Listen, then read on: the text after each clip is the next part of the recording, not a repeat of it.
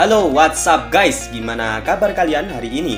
Semoga sehat selalu dan dimudahkan rezekinya ya. Baiklah, pada kali ini Mimin mau menceritakan kelanjutan sequel dari film Rogue Warfare yang pertama dengan judul Rogue Warfare The Hunt. Jika kalian belum nonton sequel film yang pertama, silahkan pencet kartu di atas ya. Jadi pada sequel kedua ini singkatnya, anggota yang tersisa berusaha menyelamatkan Daniel yang pada sequel pertamanya mereka ketahui ia masih hidup. Seperti biasa, yang belum makan silahkan makan dulu. Kalau udah, cuci tangan dan pencet tombol merah di kanan bawah video ini ya ngap. Oke, tanpa basa-basi lagi, yuk kita masuk ke film Rogue Warfare The Hunt. Sebongkok.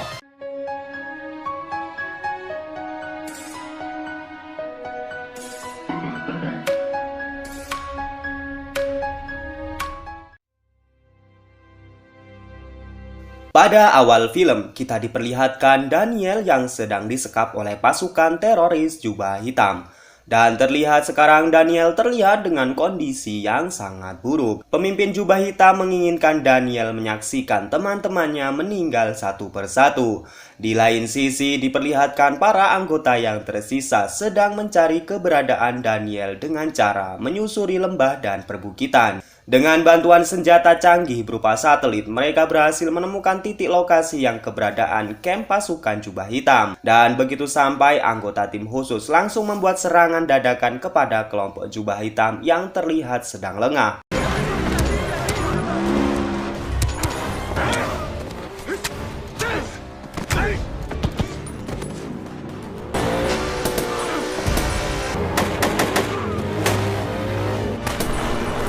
Singkatnya, mereka mengacaukan dan meluluhlantakan semua pasukan teroris jubah hitam yang berada di situ. Serangan tersebut menyisakan 2 orang yang tidak bersenjata. Selain itu, mereka menemukan seorang yang bisa berbahasa Inggris. Dari orang tersebutlah dapat digali informasi bahwasanya pemimpin jubah hitam telah membawa Daniel ke sebuah desa tua yang berada di 25 km ke arah timur. Ia juga meminta belas kasihan agar ia dibiarkan untuk hidup. Ia mengatakan terpaksa bergabung ke kelompok jubah hitam agar keluarganya tidak dibunuh. Karena hal tersebut, James kemudian menyuruhnya untuk pergi.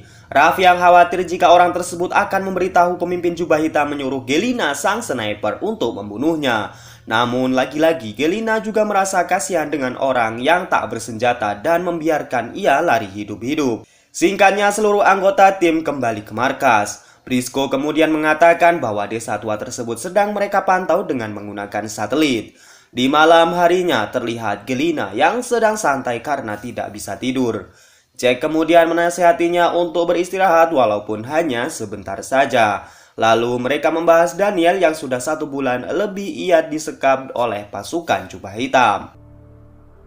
Keesokannya, Marina mencurigai tanda-tanda keberadaan jubah hitam di sebuah kamp perkampungan tua. Banyak kendaraan yang terlihat masuk di kawasan tersebut. Kemudian Briscoe memberitahu sang presiden tentang kemungkinan besar jubah hitam yang sedang bersembunyi, yaitu di sebuah perkampungan tua sebelah timur kota Baghdad. Presiden pun mengizinkan Briscoe dan para timnya untuk menyerang jubah hitam dan juga menyelamatkan Daniel. Scene kemudian berpindah di mana sang ajudan memberitahu pemimpin jubah hitam bahwa salah satu camp mereka telah diserbu oleh pasukan khusus dan semua anggota mereka tewas terbunuh. Namun para warga sipil berhasil kabur dan melarikan diri. Baginya, dunia barat telah bersandiwara dengan membiarkan para warga untuk hidup agar dianggap sebagai rasa kemanusiaan.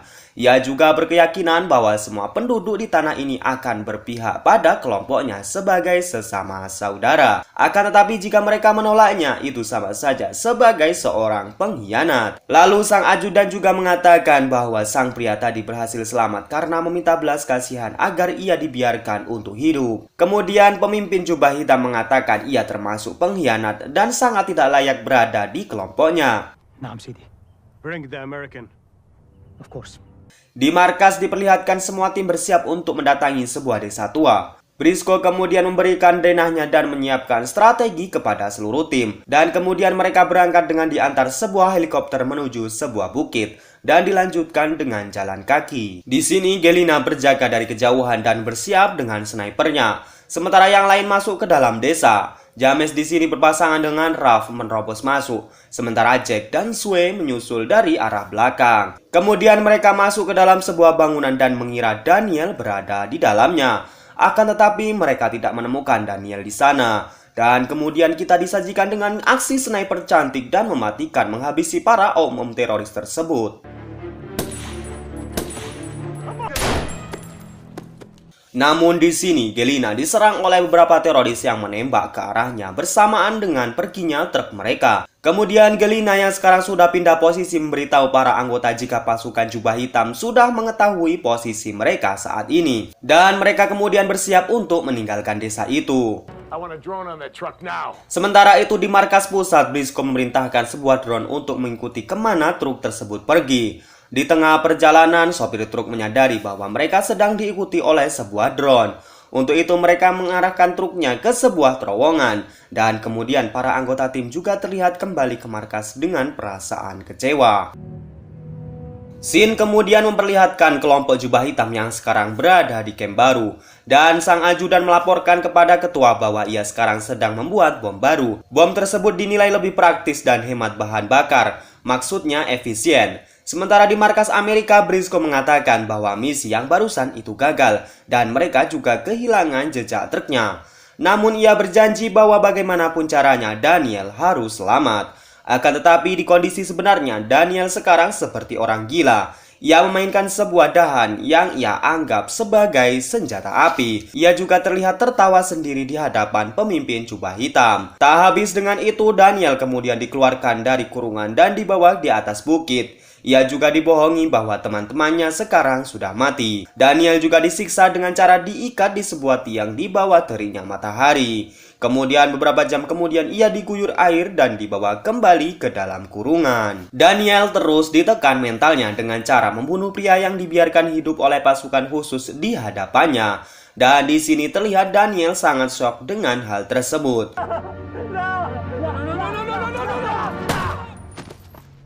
4 hari telah mereka lalui, namun Briscoe dan anak buahnya belum juga menemukan camp baru jubah hitam setelah mereka kehilangan jejak truk di sebuah terowongan. Dan tak berselang lama mereka mendapat sebuah kiriman video yang memperlihatkan ketua jubah hitam sedang mengeksekusi sang pria di hadapan Daniel. Dan di sini mereka mempunyai harapan bahwa setidaknya Daniel saat ini masih hidup, walaupun terlihat keadaannya sangatlah buruk. Briscoe kemudian memerintahkan untuk melacak sumber video. Namun di sini Galina yang tidak sabar memerintahkan Smith untuk menggunakan metode hacking. Namun Smith tidak berani mengambil resiko tersebut dan akhirnya Galina sendirilah yang melacak pengirim video tersebut. Di sini diperlihatkan Galina yang bukan hanya jago tembak-menembak, ia juga mahir dalam masalah hacker. Dan singkatnya, Galina telah berhasil menemukan server Amerika dan ia juga menemukan tempat-tempat yang kemungkinan besar itu adalah markas baru jubah hitam. Di lain sisi, bom yang dibuat pasukan jubah hitam sekarang siap untuk diuji coba. Lalu Daniel dikeluarkan dari kurungan untuk menunjukkan efek yang dihasilkan dari gas sarin. Di sini seorang teroris dengan setia mengorbankan dirinya sebagai alat uji. Ia kemudian memakan gas sarin yang telah dikristalkan. Hal tersebut langsung membuat seluruh organ tubuhnya tidak berfungsi dan akhirnya ia tewas. Daniel yang melihatnya tambah stres dengan keloyalitasan seorang prajurit jubah hitam. Lalu ketua jubah hitam memprovokasi Daniel dengan mengatakan bahwa teman-temannya pasti tidak mau mengorbankan nyawa mereka demi menyelamatkan Daniel. No, not much there. That is the point. Di sisi lain, Galina yang sudah mengetahui camp baru jubah hitam kemudian menginfokan kepada Briscoe dan James. Dan setelah diperjelas lokasi tersebut di sebuah perbukitan. Menurut Galina, tingkat kebenaran lokasi yang ia temukan adalah 90%. Sehingga Briscoe kemudian beri izin untuk para tim mengecek lokasi tersebut.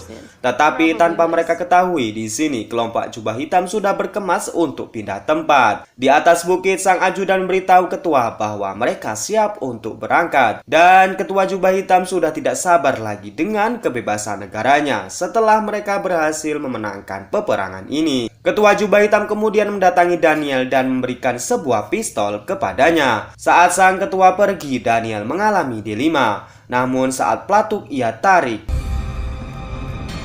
Dan pistol itu ternyata tidak ada pelurunya. Sang ketua kemudian mengatakan Daniel tidak dibiarkan mati begitu saja. You didn't think I'd make it that easy, did you? Sementara itu, pasukan khusus telah siap untuk misi menyelamatkan Daniel dengan diantar sebuah helikopter untuk menuju titik lokasi. Sedangkan sang ajudan melaporkan kepada ketua bahwa komputer mereka berhasil diretas dan kemungkinan pasukan khusus sedang menuju ke camp mereka.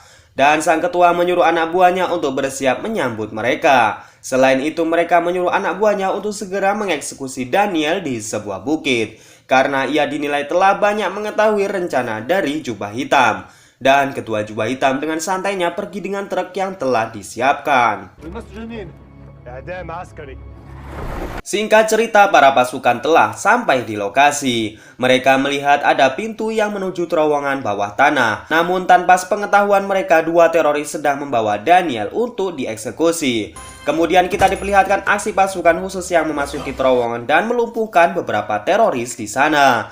Ternyata terowongan tersebut berujung di markas pasukan Jubah Hitam. Dan kemudian Gelina memindai situasi. Ralph, James, dan Jack mengecek ke dalam tenda. Sedangkan Gelina dan Sue berada di atas untuk mengawasi keadaan. Dan di dalam tenda terlihat pasukan Ralph berhasil menyandra pasukan teroris dan menanyakan di mana keberadaan Daniel. Akan tetapi teroris tersebut memilih mati dibandingkan memberitahu mereka. Di situ Jack mengambil komputer yang diketahui mereka sedang menyiapkan pembuatan bom sarin terbaru. Dikarenakan mereka terlalu lama di situ, para pasukan teroris yang lain datang dan ganti menyandra mereka. Tetapi untunglah Gelina dan Sue datang dan langsung menyelamatkan mereka. Karena suara tembakan itu, pasukan teroris datang dan menyerbu mereka. Dan baku tembak antar mereka pun tidak bisa lagi terelakkan.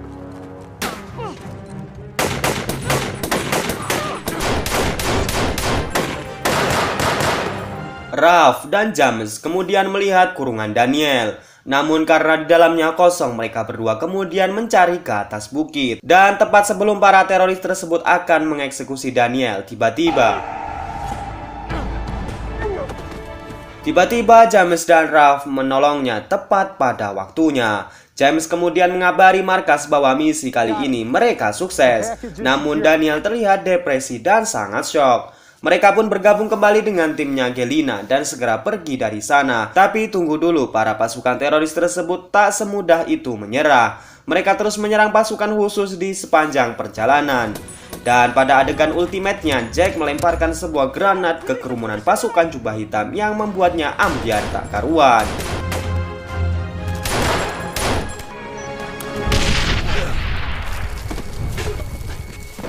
Setelah itu mereka kembali ke markas dengan dijemput sebuah helikopter. Dan begitu mereka sampai, Daniel langsung dibawa ke ruang pengobatan untuk dirawat secara intensif. Lalu Briscoe mengumpulkan anggotanya untuk beristirahat dan menenangkan mental mereka. Sedangkan pemimpin Jubah Hitam yang berhasil kabur akan mereka bicarakan di lain waktu. Di lain sisi, pemimpin Jubah Hitam sangat marah karena Daniel berhasil diselamatkan hidup-hidup. Dan film ini pun selesai, guys. Gimana ngap-ngop? Seru kan filmnya? Kalau Mimin sendiri merasa bahwa di film ini mengandung arti yang sangat banyak.